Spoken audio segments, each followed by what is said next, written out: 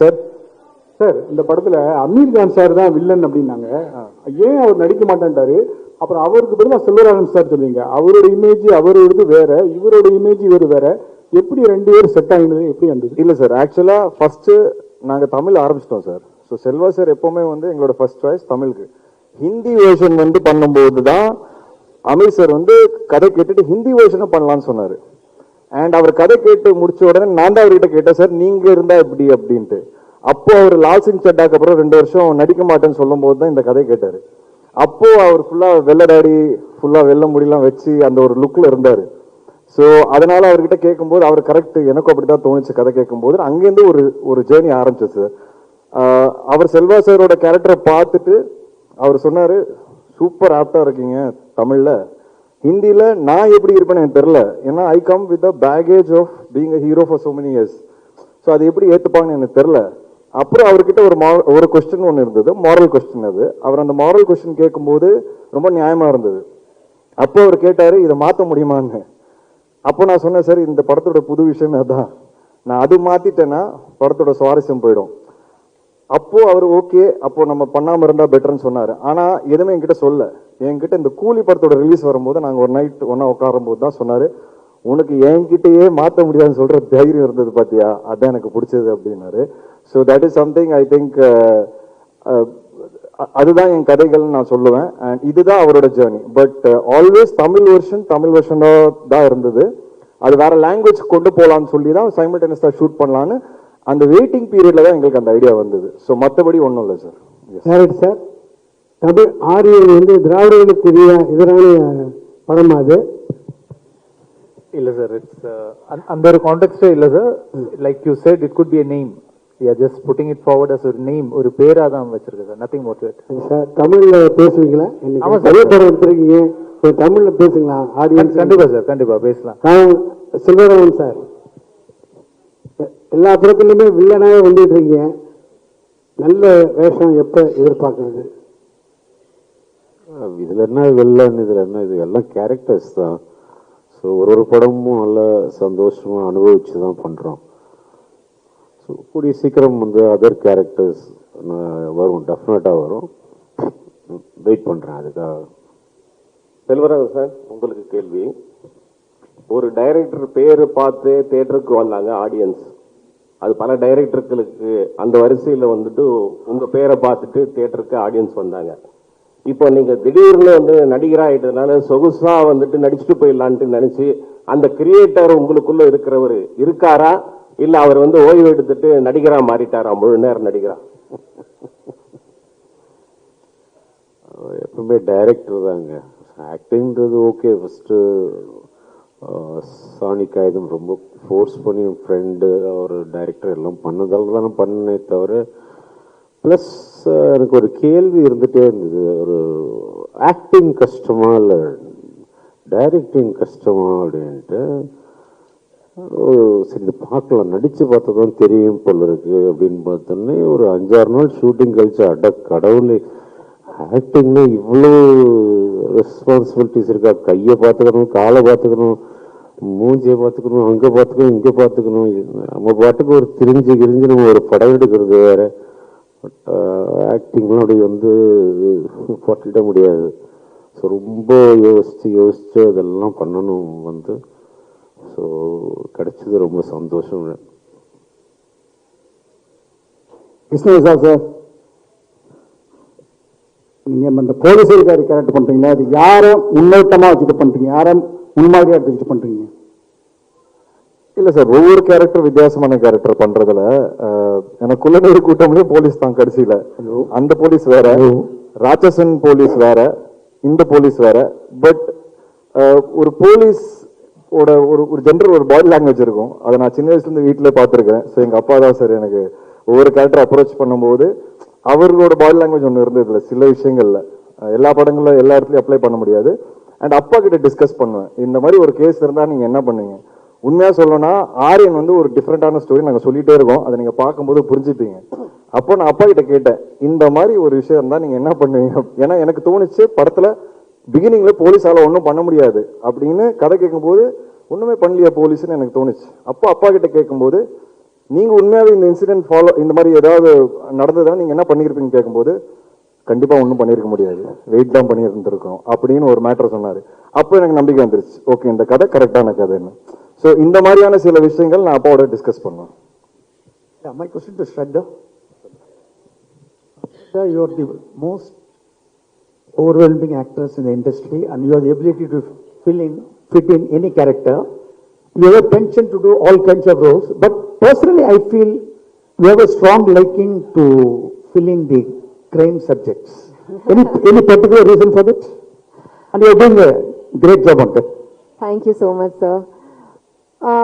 அப்படி ஒன்றும் இல்லை, அதாவது it's not like I am attracted to dark subjects. அது ஏதோ people see me in that perspective and I seem to be pulling it off. It's a stereotype of a good nature, I feel. And I mean, honestly, it is something I enjoy doing, but I'm also always on the lookout for lighter subjects just to show diversity. But thank you so much for your compliments, sir. Thank you. Sir Karunakaran sir, உங்களுக்கு தான் question. Sir இங்க தான் இருக்கீங்க, சொல்லுங்க sir. இங்கதான் இருக்கீங்க, ஆனா உங்களை பார்த்து ரொம்ப நேரம் நம்ம வீட்டுல பார்க்க முடியுது சேனல்ஸ்ல. அதனாலதான் சினிமாவில் கேட்பேன். ஏன்னா நீங்க ஒரு நல்ல நடிகர், இன்னும் சொல்ல போனா ஹீரோக்கு ஈக்குவலான நடிகர் நீங்க, எந்த ஹீரோவா இருந்தாலும். ஏன் சினிமாவில் ஒரு கேப் விட்டு வச்சிருக்கீங்க இப்போ? இல்ல சார், அது நானா எதுவும் பிளான் பண்ணல சார், அதுவா உங்களுக்கு தெரியும். ஆக்சுவலா என்ன சொல்லணும்னா உண்மையை சொல்லிடுறேன். இப்ப கேட்டிருக்கீங்க, என்னோட ஃபர்ஸ்ட் ரிலீஸ் கலகலப்பு, அதுக்கப்புறம் பாத்தீங்கன்னா பீஸா, சூதுகோவம், ஜிகர்தண்டா, இன்டர்நெட் நாளை, யாமருக்க பயமே. ஸோ நான் என்ன நினைச்சேன்னா இப்படிதான் இருக்கும் சினிமான்னு நினைச்சேன், எல்லாமே பிளாக் பஸ்டர். அதுக்கப்புறம் இந்த ஜேர்னில தான் பார்த்தேன் அப்ஸ் அண்ட் டவுன்ஸ் எல்லார் கெரியர்லயும் இருக்கும் அப்படின்ட்டு. விஷ்ணுக்கு நல்லா தெரியும், நிறைய வாட்டி நான் விட்டுட்டு போயிடணும்னு முடிவு பண்ணிட்டேன். சினிமா வேண்டாம் எனக்கு, நான் இது மாதிரிலாம் பார்த்தது இல்லை. இந்த மாதிரி என்னன்னா சக்சஸ்ல ட்ரீட்மெண்ட் வர மாதிரி இருக்கும், டவுன்ஃபால் ஒரு மாதிரி இருக்கும். பட் நான் போயிடணும்னு நினைச்சேன். விஷ்ணு தான் பிடிச்சி இல்ல நீ பண்ணு, இப்படிதான் இருக்கும் கெரியர்ல, சில படம் நல்லா வெற்றி பெறும், இதில் மிக்ஸா தான் இருக்கும், பட் போகாத, நீ நல்ல ஆர்டிஸ்ட் அப்படின்னு சொல்லி என்னை எழுத்து பிடிச்சி இப்போ எப்படி பண்ணியிருக்காருன்னா அவரோட கம்பெனிலேயே அடுத்த மாதம் டே கிளாஸ் இருக்கு எனக்கு, 7th தெரியும். ஸோ கட்டா குஸ்தி 2வும் இன்னொரு படமும். ஸோ அப்படி ஸ்டார்ட் பண்ணி விட்டு இன்ஜின் இப்போ கொஞ்சம் நல்லாவே ஃபார்ம்ல இருக்கு வண்டி. கண்டிப்பா இன்னொரு 2-3 இயர்ஸ் நல்லா ஓடும். ஜிடி நாயுடு படத்துல நான் ஒரு முக்கியமான ரோல் பண்றேன். அதுக்கு காரணம் விஷ்ணு தான். ஏன்னா ஓஹோ இந்த பேபில நான் ஒர்க் பண்ண பார்த்துட்டு கிருஷ்ணா சார் என்னை கூப்பிட்டாரு. So thank you Vishnu, thank you so much. So அடுத்த வருஷம் கொஞ்சம் பிஸியாக தான் சார் இருப்போம். அடுத்த மாதம் வாவாதியாரில் மீட் பண்ணுவோம். ஸோ இன்னும் 2-3 இயர்ஸ் நிறைய படங்கள் பண்ணுவேன்னு நினைக்கிறேன். தேங்க்யூ. வாழ்த்துக்கள் சார். தேங்க்யூ. சார் விஷ்ணு சார்ட்ட கொடுங்க சார். இப்ப கேட்டாங்க, நான் முன்னாடியே அந்த கேள்வி உங்கள்கிட்ட கேட்டிருக்கிறேன், உங்களுக்கும் டைரக்டருக்குமான கேள்வி இது. அந்த ஆரியன் வந்து திராவிடர்களுக்கு எதிரான படமான்னு கேட்டாங்க. திராவிடர்கள் கொண்டாடுற படமா இருக்குமா ஆரியன்? ஏன்னா இங்க ஒரு இது போயிட்டு இருக்கு, அதனாலதான் கேட்கிறோம் சார். என்னோட வியூ கொஞ்சம் இந்த மாதிரி விஷயங்கள கொஞ்சம் different sir. I believe everybody is a human being first. I think that நம்ம ஒரு காலங்காலமா ஒரு விஷயம் இருக்கிறதுனால நிறைய டிவிஷன் இருக்கு சார் மக்களுக்கு நடுவில். பட் எல்லாருமே end of the day human beings தான் சார். ஸோ இந்த படம் எல்லாருக்கும் பிடிக்கும்னு நான் நம்புறேன். இந்த என் பையன் பேர் சார், அதை நான் எதுவுமே யோசிச்சு வைக்கல, என் ஒய்ஃப் தான் வச்சாங்க. ஸோ அது எதிரா ரைட்டா ராங்காலாம் எனக்கு தெரியாது சார். என் ஒய்ஃப் ரஜினி, எக்ஸ் ஒய்ஃப், அவங்க வந்து ஆரியனோட அம்மா, அவங்க தான் இந்த பேரை செலக்ட் பண்ணாங்க. ஸோ அதனால வந்து எனக்கு நீங்க இப்படி கேட்டீங்கன்னா சொல்ல தெரியாது சார். என் பையனோட பேர் சார் எல்லாருக்கும் பிடிக்கும் சார். கண்டிப்பா சார். டைரக்டர் சார் உங்க பதில் சார்? அதே தான் சார். பட் அது இந்த படத்துக்கு ரிலீஸுக்கு அப்புறம் நான் டீட்டெயிலாக பேசுறேன் சார். அப்போ கொஞ்சம் டீட்டெயிலாக பேச முடியும், அதனால தான் சார் சொல்லுறேன் சார் உங்களுக்கு. ஏன்னா உங்களை இந்த மாதிரி இடத்துல தான் கேட்க முடியும், பார்க்க முடியும், அதனாலதான் ஒண்ணுல சார். அதாவது தனுஷும் நீங்களும் ரொம்ப சேர்ந்து நடிக்காம இருக்கிறதுக்கான கண் திருஷ்டி பற்றோம் அப்படிங்கிற. நீங்க பெரிய நடிகர் ஆயிட்டீங்க, அவர் கூட மாட்டேங்கிறாரா இல்ல கூப்பிட்டு நீங்க போக மாட்டேங்கிறீங்களா? ஒரு படம் தாங்க கூப்பிட்டாரு, அதுக்கப்புறம் கூப்பிடவே மாட்டேங்கிறாரு. நானும் பார்க்கும்போதெல்லாம் சொல்றேன், ஏதாவது ஒரு படம் சொல்லுங்க தான். நீங்க அவர்கிட்ட தான் கேட்கணும், ஏன் கூப்பிட மாட்டேங்கிறாருன்னு. விஷ்ணு சார், சார் இப்ப முத்த காட்சிகள் வேணான்னு சொன்னீங்க, அதுக்கு நீங்க ஒத்துக்கிறீங்க. ஆனா வந்து ஒரு நல்ல ஒரு ஹீரோயின் வந்து முத்த காட்சி வேணும்னு சொன்னா ஒரு ஆக்டர் வந்தா மாத்திடுவாங்க. நீங்க ஏன் அது மாத்தல, என்ன பண்ணீங்க? முத்த காட்சிகள் வேணாம்னு சொன்னோன்னே நீங்க ஒத்துக்கிட்டீங்க அவங்க ஒரு புது ஹீரோயின்காக. இப்போ நீங்க வந்து ஒரு டேரக்டர் வந்து முத்த காட்சி கம்பல்சரி வைக்கணும் ஒரு நல்ல ஹீரோயின் சொல்லும் போது அவங்க வேணாம்னு சொன்னா நீங்க என்ன ரியாக்ட் பண்ணிருப்பீங்க? இல்ல சார், இந்த டைம்ல வந்து நான் டைரக்டர் கிட்ட பேசிக்கோங்கன்னு சொல்லியிருப்பேன். இதுல என்னன்னா சார், இதுக்கு ஒரு சில படங்களுக்கு ஒரு சில விஷயங்கள் தேவைப்படும் சார், சில விஷயங்கள் கண்டிப்பா தேவைப்படாது. அது ஒரு எக்ஸ்ட்ரா எலிமெண்ட் தான். இந்த படம் பொறுத்த வரைக்கும் எங்களுக்கு அது ஒரு எக்ஸ்ட்ரா எலிமெண்டா தான் இருந்தது தவிர்த்து இந்த படம் அது இருந்தாதான் ஓடும், இல்ல அது இருந்தாதான் ஒரு ரிலேஷன்ஷிப்பை சொல்ல முடியுங்கிறது கிடையாது. அதனால அது நானும் டைரக்டர் ஸ்பாட்ல பேசிட்டு டிசைட் பண்ணி இதுக்கப்புறம் அப்படி ஷூட் பண்ண வேணாம்னு நாங்க டிசைட் பண்ணோம். ஏன்னா அவங்களோட கரியர் கிராஃப்னு ஒன்று இருக்கு சார். அந்த கரியர் கிராஃப் அவங்களுக்கு நான் என்ன ஆசைப்படுவேன்னா சார், நம்ம படங்கள் எல்லாருமே வளரணும்னு தான் ஆசைப்படுவேன். ஸோ அந்த ஒரு விஷயம் தூக்குறதுனால அவங்க வளர போறாங்கன்னா ஃபியூச்சர்ல அவங்களுக்கு வேற விதமான கேரக்டர்ஸ் வரும் அப்படின்னா அந்த ஒரு சின்ன விஷயம் பண்றதுல தப்பே கிடையாது. பட் அது கண்டிப்பா படத்துக்கு முக்கியம் அப்படின்னா நான் கண்டிப்பா டைரக்டர் கிட்ட பேசிக்கோங்க சொல்லியிருப்பேன் சார். நாட் ராஜேஷன் புரியுது ஸ்ட்ராட்டஜி. ஆனா குழந்தையோட வந்து அரெஸ்ட் பண்ணி உங்களுக்கு கூட்டு வராங்க, அது என்ன ஸ்ட்ராட்டஜி? இல்ல சார், ஸ்ட்ராட்டஜி ஒன்றும் கிடையாது. எனக்கு வந்து என் பையன் இந்த ஃபங்க்ஷனுக்கு வரணும்னு ஆசை சார், அவ்வளவுதான். ஸோ அவர் எப்படி வந்தா நல்லா இருக்கும்னு யோசிச்சேன். அவர் பேர்ல படம் பண்றேன். ஸோ அவர் என்ன அரெஸ்ட் பண்ணி கொண்டு வந்தா நல்லா இருக்கும்னு நினைச்சேன். நான் இந்த படம் மட்டும் ஓடலன்னு உன்னை சாவடிச்சிருங்கிற அளவுக்கு தான் அதோட இன்டைரக்ட் மீனிங். அதனால ஒரு போலீஸா கூப்பிட்டு வந்தேன். அண்ட் சின்ன வயசுல என்கிட்ட ஒரு போட்டோ இருக்கு. எங்க அப்பா போலீஸ் ட்ரெஸ் போட்டிருப்பாரு, நான் ஒரு சின்ன வயசு போலீஸ் ட்ரெஸ் போட்டிருப்பேன். அதே போட்டோ வந்து இன்னைக்கு எடுக்கணும்னு ஆசைப்படுறேன். என்னோட போலீஸ் ட்ரெஸ் மேல இருக்கு, மேல போய் அவர் இன்னைக்கு போட்டிருக்காரு. சேர்ந்து அதே மாதிரி ஒரு போட்டோ ரெப்ளிகேட் பண்ணணும்னு ஆசைப்படுறேன். அதனால அவர் அந்த ட்ரெஸ்ல கூப்பிட்டு வந்திருக்கேன் சார். அப்புறம் அமீர் கான் வந்து நீங்க பேசியிருக்கீங்க. அமீர் கான் வந்து தமிழ்ல நடிச்ச உடனே ஒரு கூலி படம் வந்து ஃபெயிலியர் ஆயிடுச்சு. அவரே சொல்லியிருக்காரு ஒரு இன்டர்வியூல, என்னை இட்டு போயிட்டு வந்து வேஸ்ட் பண்ணிட்டாங்கன்ட்டு. உங்ககிட்ட ஏதாவது சஜஷன் சொன்னாரா, இல்ல வந்து அதனால தான் வந்து கேன்சல் பண்ண தமிழ்ல? சார் அவரு அந்த மாதிரி ஒரு இன்டர்வியூ கொடுக்கவே இல்லைன்னு சொன்னார் சார். அந்த ஒரு இன்டர்வியூ நடுவில் வந்தது இல்லை. அவர் எதிராக இன்டர்வியூ கொடுத்தாருன்னு அதோட போட்டோஸ் நான் எடுத்து அமிச்சேன் அவருக்கு. சரி இந்த மாதிரி இங்க எல்லாரும் பேசிட்டு இருக்காங்க, இல்ல நான் பேசவே இல்லை, அந்த மாதிரி நான் உடனே கிளியர் பண்ணிடுறேன்னு சொல்லி அவர் ஒரு பிரஸ் ரிலீஸ் கொடுத்தாரு. அவர் வந்து பியூர் லவ் ஆஃப் ரஜினி சாருக்காக வந்து பண்ணியிருக்கிறாரு. அண்ட் அவர் ஹாப்பி தான். இப்போ வந்து நான் வந்து அங்க நடிச்சதுக்கு அந்த சீன் நான் ரஜினி சாருக்காக எக்ஸ்க்ளூசிவா வந்து பண்ணியிருக்கிறேன். I am very happy. I have no nothing in my ஹார்ட்னு எனக்கு சொல்லியிருக்காரு. அண்ட் அது வெளியவும் சொல்லிட்டாரு அவர் அங்க நார்த் மீடியால. Hi. Congratulations to the whole team. Super a trailer. Thank you. Can I actually ask this question to the director? So this is about the inspiration for the story.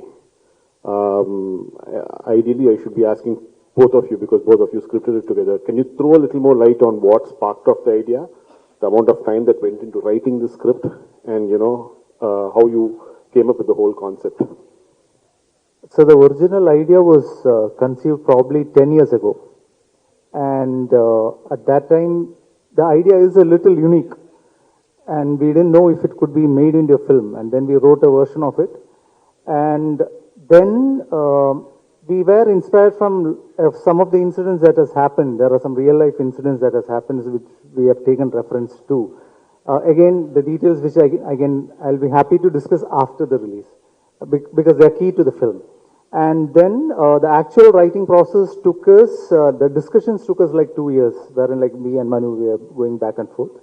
And the actual writing process took us like something around 3 months. So, and again, what has happened is in the 2 years or the 3 years that we had been working on, there are a lot of things that have changed. Like the way the films are made, the styles, the treatment, the things, the technology, all of it has changed. So in the November version, when we went for shoot, we had made updations regarding that. So that's how the process of writing has been. Sir Vishnu Vishal sir ஒரு கேள்வி sir. இங்க sir, okay sir, படத்துல உங்களோட character பேர் வந்து அறிவுடை நம்பி அப்படின்னு இருந்துச்சு. அந்த நேம் பேட்ச்ல பார்க்கும்போது ரஜினி சாரோட பேர் வந்து அந்த பழைய தில்லுமுள்ளு படத்துல வந்து அந்த அறிவுடை நம்பி இருக்கா, அதை வச்சுதான் வச்சீங்களா ரஜினி சார் கோசம் வைக்கணுமேன்றதுக்கு, இல்லைன்னா நீங்க யதார்த்தமா வச்சதா சார்? இல்ல சார், நான் அது டிசைட் பண்ணல, டைரக்டர் தான் டிசைட் பண்ணாரு. ஸோ நீங்க இதை அவர்கிட்ட நான் கொடுத்துட்றேன். டைரக்டரே சொன்னா நல்லா இருக்கும். So there could be some inspirations behind that name. Yes, you are probably in a right track. Yeah. Thank you. Yeah, thank you.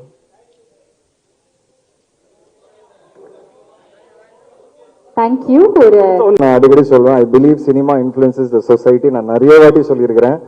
அது நம்ம எல்லா படத்துல மெசேஜ் சொல்லணும்னு அவசியம் கிடையாது.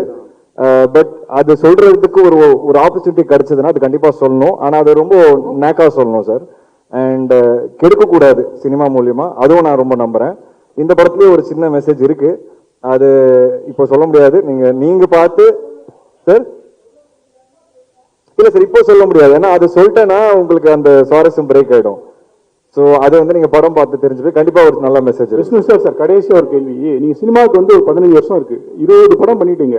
ஒரு பேட்டியில வந்து எனக்கு யாருமே சினி இண்டஸ்ட்ரியில ஹெல்ப் பண்றது இல்லை, நான் தனியா வளர்ந்தேன், நடிகர்கள் ஹெல்ப் பண்ணலன்னு ரொம்ப உருக்கமா சொல்லியிருக்கீங்க. ஏன் ஹெல்ப் பண்ண மாட்டேங்காங்க, என்ன காரணம்? இப்ப யாராவது ஹெல்ப் பண்றாங்களா? இல்ல சார், ஹெல்ப்னு இல்ல, என்ன ரெக்கக்னைஸ் பண்ணல அப்படின்னு எனக்கு ஒரு சின்ன வருத்தம் வந்து சார். ஏன்னா என்னோட ஒவ்வொரு படமும் வந்து நான் ஒரு படமா கன்வெர்ட் பண்றதுக்கு 1 வருஷம் 2 வருஷம் ஆயிடுது சார். இப்போ கட்டா குஸ்தியே பாத்தீங்கன்னா 6 ப்ரொடியூசர் மாறிச்சு. வேலன்னு வந்துட்ட வெள்ளக்காரன் 4 ப்ரொடியூசர் மாறிச்சு. எஃப்ஐஆர் இப்ப அவர் சொன்னார் பாருங்க 3 ப்ரொடியூசர் மாறிச்சு. ராட்சசனுக்கு அப்புறம் எனக்கு 9 படம் டிராப் ஆச்சு. ஐ டோன்ட் டிசர்வ் ஆல் திஸ்ன்னு சொல்ல வரேன். ஸோ அந்த வலியும் அந்த வருத்தம் எனக்கு இருக்கு. அதனால தான் சார் ஃபுல் ஃபிளெஜ் ப்ரொடியூசரா மாறினேன். இப்போ மாறும்போது எஃப்ஐஆர் கட்டா குஸ்தி ஒரே வருஷத்துல ஹிட் கொடுக்குறேன். திருப்பி வெளியே போய் படம் பண்ணலான்னு பார்த்தா 3 வருஷம் ஓடிச்சு சார். திருப்பி என் படம் திருப்பி கையில் எடுக்கும் போது தான் ஆரியன் ஒரே வருஷத்துல திருப்பி வர ஸ்கிரீனுக்கு. அதனால இப்போ அடுத்த 5 படம் நான் என் ப்ரொடக்ஷன் தான் பண்ண, வெளியே பண்ண மாட்டேன்னு நான் டிசைடே பண்ணிட்டேன் சார். இந்த ஒரு வருத்தம் தான் சார் எனக்கு. இது ஒருத்தர் மேல இருக்குன்னு கேட்டீங்கன்னா கிடையாது. இது ஜென்ரலா என்னோட ஃபீலிங், இது என்னோட வருத்தம். அப்புறம் நடிகர்கள் பத்தி நீங்க கேட்டீங்க, அப்படி நான் ஒன்னும் சொல்ல. பட் என்னன்னா சார், என்னோட படம் ரிலீஸ் ஆகும்போது எனக்கு ஒரு நம்ம ஒரு அட்மையர் பண்ற பல பேர் இருக்காங்களா சார் சினிமால, யாருமே கால் பண்ணி பெருசா விஷ் பண்ணதில்லை. அந்த படம் பயங்கரமா ஓடும். அவங்க எல்லாருமே என்னோட டேரக்டர்ஸ் கால் பண்ணிடுவாங்க, கால் பண்ணி மீட்டிங் கூட அரேஞ்ச் பண்ணிடுவாங்க. ஆனா எனக்கு கால் வராது. அந்த மாதிரியான வருத்தங்கள் எனக்கு இருக்கு. தவிர ஏன் நமக்கு தொடர்ந்து இப்படி நடக்குது? ஏன் இப்ப நான் ஒரு படம் பார்த்தேனா சார், இப்ப சமீபத்துல கூட 1-2 படங்களுக்கு நான் அவங்களுக்கு கால் பண்ணி 20 நிமிஷம் பேசியிருப்பேன். புது ஆர்டிஸ்டா இருந்தாலும் நிறைய படங்கள் பண்ண ஆர்டிஸ்டா இருந்தாலும் எனக்கு அந்த ஆசை. ஸோ நமக்கு என்ன தோணும்னா, நம்ம படம் ரிலீஸ் ஆகும்போது ஏன் ஒரு 4 பேர் நம்மளை கூப்பிட்டு என்கரேஜ் பண்ணா நமக்கு ஒரு ஹாப்பினஸ் வரும்ல. அது எனக்கு நடந்ததே கிடையாது. சோஷியல் மீடியாலையும் பாத்தீங்கன்னா ஒரு படம் பார்த்து படத்தை பத்தி பெருசா போட்டது கிடையாது யாருமே. ஆனா அதே டைரக்டர்ஸை படம் பார்த்துட்டு கூப்பிட்டு கதை கேட்டுறாங்க. ஸோ இந்த வழிகள் எனக்கு கொஞ்சம் கொஞ்சமா இருக்கு சார். அது என்னன்னு எனக்கும் புரியல. So I'm just trying to figure out. ஒரு நாள் கண்டிப்பா I will also come to a place where I get that encouragement and respect from people around me. ஏன்னா சப்போர்ட் பண்ணியிருக்காங்க சார். இனிஷியல் முண்டாஸ்பட்டி அந்த டைம்ல நிறைய விஷால் அண்ட் ஆர்யா வந்து ஜீவா படம் ரிலீஸ் பண்ணாங்க. பட் அது என்னன்னு தெரியல, கொஞ்சம் வருஷமா அது நடக்கல. எனக்கு என்னன்னு ஒன்றும் maybe I have to do better films, bigger films எனக்கு தோணுது சார். அதான் சார், அது டைரக்ட் ஓடிடி ஃபிலிம் சார். அது அதுக்காக தான் எடுத்தேன். அதனால வந்து அதுக்காக வெயிட்டிங். அது எப்போ ஓடிடி டீல் ஸ்ட்ரைக் ஆகுது நான் கண்டிப்பா டைரக்ட் ஓடிடி கொண்டு வருவேன் சார். ஜிப்ரான் சார் இங்க கொல்லாது கொள்ளை அழகாத அந்த பாட்டு ட்ரெண்டிங்ல இருக்குது. இந்த பாடல் உருவான சூழல் சொல்ல முடியுமா?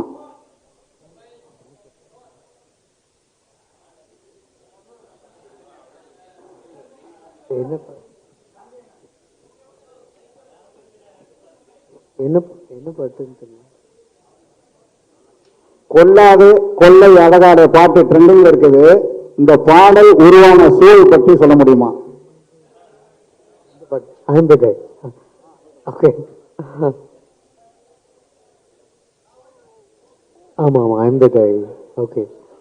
இல்ல சார், இல்ல நான் ஆக்சுவலி சீன்ஸ் பார்த்து தான் பண்ணோம். அண்ட் அது எப்படி சொல்றது இது இல்ல சார், பிகாஸ் ஒரு ஃபர்ஸ்ட் லவ் பத்தி ஓகே, ஹீரோ கேரக்டர் வந்து ரொம்ப சீரியஸான ஒரு கேரக்டர். அண்ட் அவரோட கேரக்டர் சேஞ்சஸ் இந்த பாட்டுல மட்டும்தான் அவர் கொஞ்சம் சிரிப்பாரு. ஸோ அதனால அவருக்குள்ள ஓகே லவ் வந்து ப்ளூம் ஆகுது அப்படிங்கிறத வச்சு தான் அந்த கான்செப்ட் பண்ணோம். ஸோ ஆக்சுவலி 2 ஆப்ஷன் கொடுத்தேன், 2மே எடுத்துக்கிட்டாங்க. ஸோ அப்படிதான் வந்துச்சு சார். தேங்க்யூ. ரொம்ப நன்றி ஜிப்ரான் சார். ஒரு group பிக்சருக்காக can we please ask our cast and crew to come forward to step